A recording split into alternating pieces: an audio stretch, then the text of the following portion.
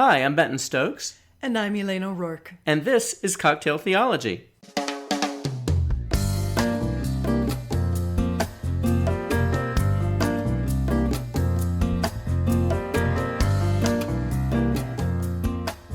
Season's greetings. Happy holidays. Thanks. You're welcome. How are you?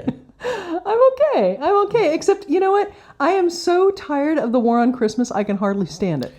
Me too. It's just been so bloody and so depressing. I can't even get through this sentence. Okay. Anyway, what are we drinking? I made hot buttered rum. I've never made hot buttered rum before. Ooh. And it's a little bit of a process. Cheers, because I want you to taste it. Salud. Oh, that's very good. It's kind of like drinking boozy cake batter. Well, except I don't like cake batter, and I could drink this. So. Yeah, it's yummy. It's so yummy. if you haven't ever made hot buttered rum, there is a little bit of a process. So you make this kind of a batter. Yeah. It's made out of dark brown sugar and unsalted butter. It gets some spices and a pinch of salt. You mix all that together, and then you pour boiling water over it. Okay. And then you add rum to it last. Okay. And you pour it into mugs and serve it hot. I love it. Yeah, it's really tasty. The rum we're using is a very nice rum. It's a really good rum. Yeah, it's so good. It's from a distillery called Malahat Spirits. They are down in San Diego. This hot buttered rum was a thing in the 60s, along with Tom and Jerry's. And Tom and Jerry's are also a batter that you pour hot water and booze over. Oh, and okay. I don't know whether batter was just a thing in the 60s. I can't explain that. But I remember being very, very little and my mom, being all over the buttered rum and the Tom and Jerry mix thing. Like, it was such a big deal. And I don't think she actually enjoyed it, but I think it felt very she. Oh, sure. Yeah. Anyway, so hot buttered rum. Hot buttered rum. I like it. So if you're not a fan of eggnog, that might be a good alternative for you. And I am not a fan of eggnog, so that works out quite well. Mm-hmm. Thank you. Thank you. I like this. My pleasure. All right, so I made fun of the war on Christmas. It's hard not to. It's really hard not to. Here's what gets me about the war on Christmas. First of all, it's people in the United States who do about as much about Christmas as anyone in the world because it is a national holiday as well as a religious holiday, and it is the biggest shopping season of the year. Yes. So it's a big deal here. Yes. It's kind of like the capitalist holiday. Oh, it's totally a capitalist holiday. Okay. Right. So once you've defined Christmas as being a capitalist national holiday, the only really way you could make a war on that would be to overthrow the government, which was tried on Epiphany, failed. Can't even with that. Or you could go socialist, which doesn't seem to be happening either. So we're really kind of done with that. Now then when you get to the other parts where the people are actually complaining about there's a war on Christmas, so far as I can tell, the things that they're upset about aren't Christian to begin with. Yeah. So for example, the Happy Holidays thing versus the Merry Christmas thing. First of all, everybody who says Merry Christmas never says Merry at any other time. Right? No, you don't say Merry Birthday No. or Merry Tuesday. No, you don't. Never. You don't. Or, can you imagine something like, I don't know, Lindsey Graham saying, I was merry the other day.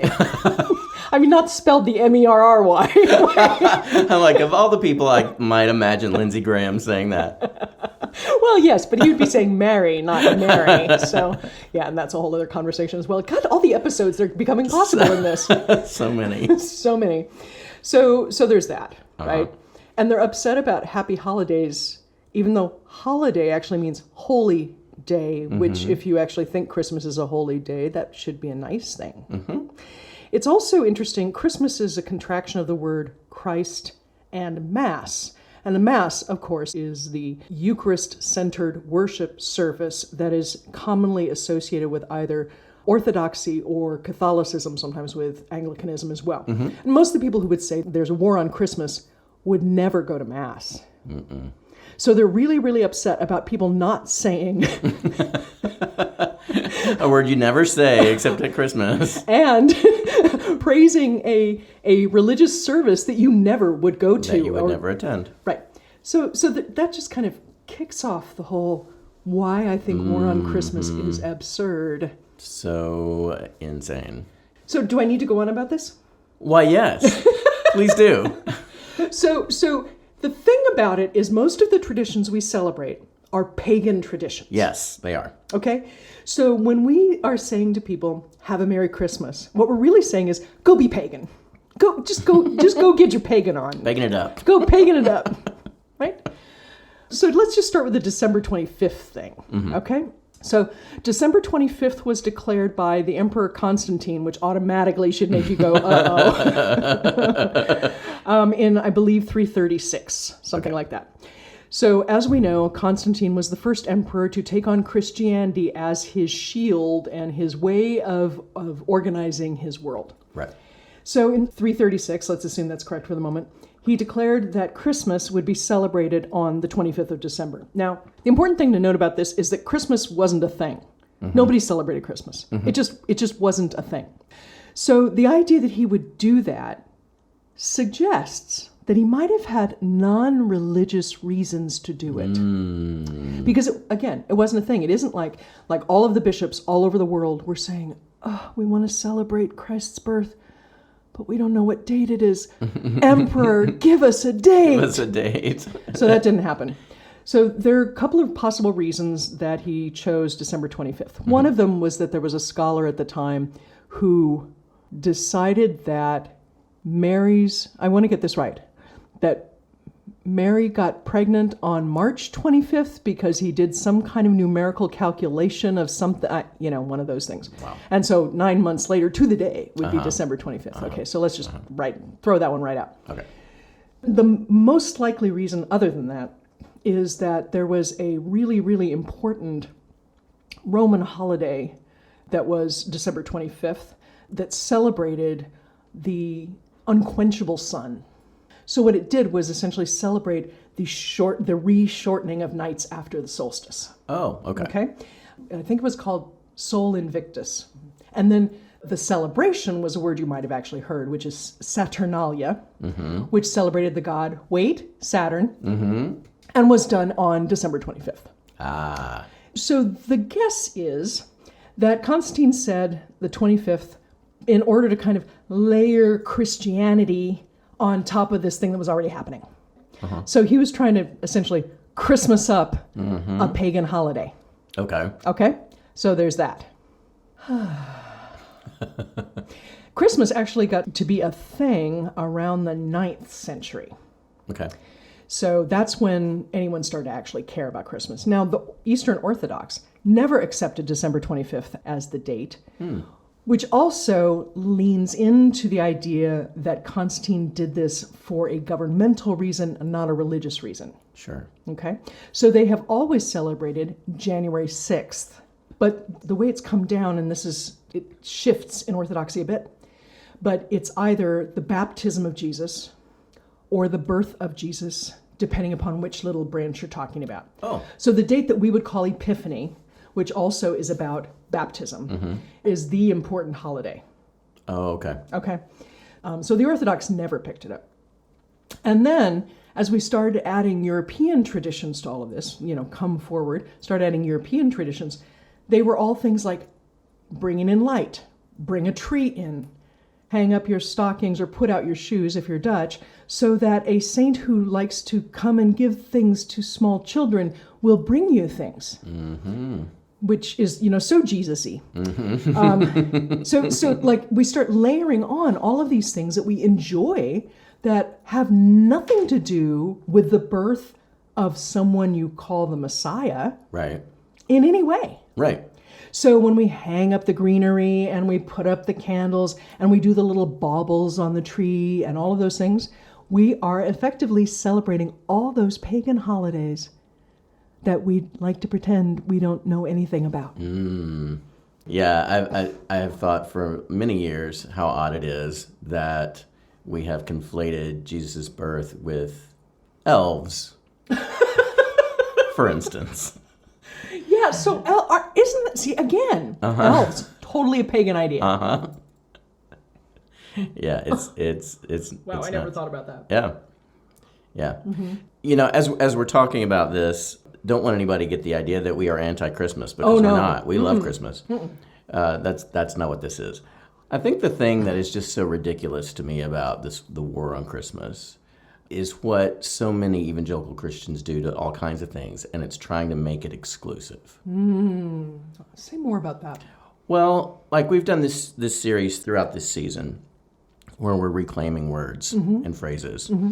And, the whole reason that we're doing that is because there's this group of Christians who take these words and they use them, they weaponize them, or they create confusion around them, or they either weaken their meaning or divert their meaning, or twist language in such a way and then use it in context within church or within literature around theology, and they use these words to sort of misrepresent what we understand. I'm not saying we have a corner on all this knowledge, but I am saying what has been understood historically for phrases like born again to actually mean, and to take that, co-opt it, and then in the last 50 years turn it into something that isn't what was intended. And I feel like that's what's happened with Christmas. Okay. I believe that the religious and spiritual aspects of Christmas have become less and less. And it's interesting to me because the people that seem to get most up in arms about that, let's say our town council won't let us put a nativity scene in the park anymore, are the same ones that will then take the phrase born again, weaponize it, and make it harder for people to become a part of their club. Yeah. So really what they want is for everybody to acknowledge their club, that their club is the most important club, or the one that's most, closest to God or whatever. And so this whole thing about Christmas is like they want to own Christmas. So this is kind of an Elks versus Rotary problem. It is. It is. And don't forget the mooses. I'm sorry, the mooses and the eagles. That's a really interesting way of thinking about it. So creating the aura of an exclusive club and being offended because people don't kowtow to the club. I like that. I think that's really interesting. I remember when I first became a pastor, it was around the same time that evangelical churches, and it's always evangelical churches stopped having Christmas services around Christmas and started having them 2 weeks early. And the idea was that you had the Christmas service a couple weeks early because people travel after that. Yeah, things get busy. And, you might not celebrate Christmas on, Christmas. Right. That would be problematic. So, yeah, and I remember seeing that and like doing research about why are people doing this? Because I was a new pastor. I was going, okay, what's the scoop on this? Right. And just kind of going, wait, what? Are we celebrating Christmas or are we throwing a pageant? I mean, what are we doing here? What are we doing here? And I think that if the people who are upset about the war on Christmas actually spent Christmas doing something like taking gifts to refugee families and said that people aren't doing that and so they're not celebrating Christmas, I'd actually be kind of down with that. Even if I didn't do it, I'd be like, okay, yeah, because that's sort of what Christmas is about, is this refugee family and these outcasts. Shepherds were outcasts. Yep. Outcasts who came to celebrate the birth of this child. And then 2 years later, we talk about it as if it were the same time, but 2 years later, these Gentiles from a very far long distance away come and give the child gifts. I love the idea of Christmas being a time when we give refugees gifts. I love that too. Now, if the upset people want to say that's what we should be doing, I'm willing to have that conversation. In fact, the only people I can think of who are against doing... Wait a minute, hold on, this is interesting. The only people I can think of who tend to be against helping out refugees are... Wait, who are they? Oh, yes, the same people The same people. Yeah. Yeah, there is no war on Christmas. There is apathy about Christmas. There is a rejection of institutional Christmas. There is a larger cultural problem of not caring what Christmas is actually about. And I don't have a problem with that, but if you're going to be upset about something, that's what's to be upset about. Yes.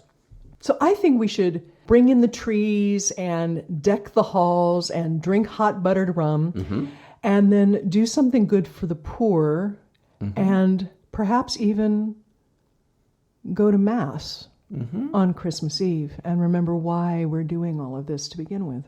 That sounds like a fantastic idea. Thank you. That's how I would love to spend my Christmas. Let's do that. Let's do that. Okay. I like that.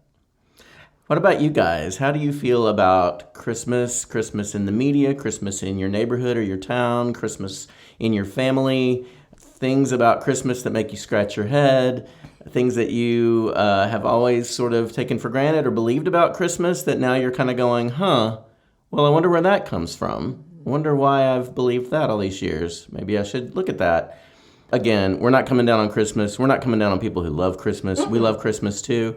We love walking through our highly decked neighborhood because this is the sparkliest neighborhood I've ever lived in for wonderful. sure, by far. and it's just like walking through a winter wonderland, even though we're in California. That's right. We are not anti any of that. No.